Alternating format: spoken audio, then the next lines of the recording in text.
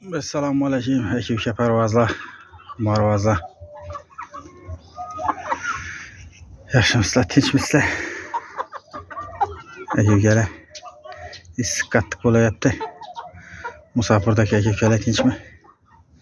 Aka-ukalar, mana shular fevralning oxirida chiqqan 26simi, 27simi, 25 shu o'rtalarida yozib qo'yibman, esimda yo'q. Mana 2-4 ta. Olmayacağım 5 ta. 6 ta.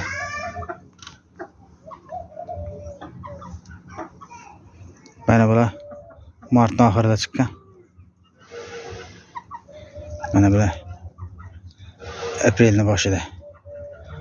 10 kun 15 kun oraliq bilan 3 partiya. Mana bu tulakimiz. Mana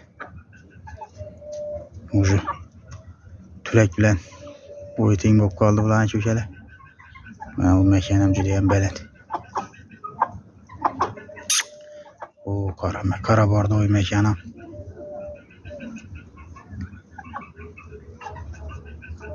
Issiq juda ham qattiq bo'ldi. Bugun ham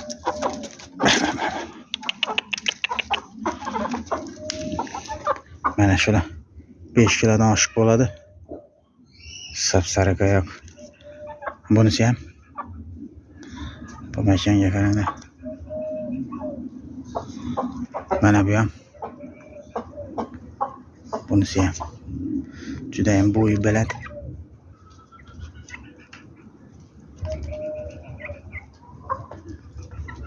Shunaqa gaplar aka-ukalar. Hammasi qora. Qora bordi o'y bularni aka-ukalar. Bitta ikkita muramur bor. Shunaqa. Mana makan.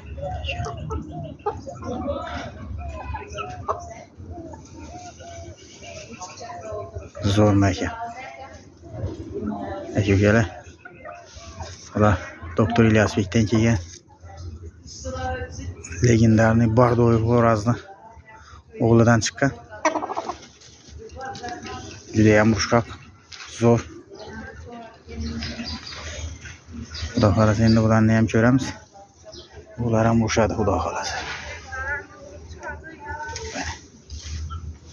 Sog' salomat bo'lasizlar aka-ukalar. Hammasini kelishtirib sotamiz aka-ukalar. Makanini ham, xo'rozlarini ham xudo xolasa. Mana shu tulak ketdi. Mana shu birinchi xo'roz bo'ladi. Bunisi ikkinchi. Hozir o'zi tulak yo'q joyda sayrayapti. Lekin tulak bor joyda ovozi chiqmaydi. Xudo xolasa 2-3 kunga tulakni selimat qilamiz. Keyin urishsa yekkalaymiz. Aka-uka parvozlar, sog' salomat bo'lasizlar.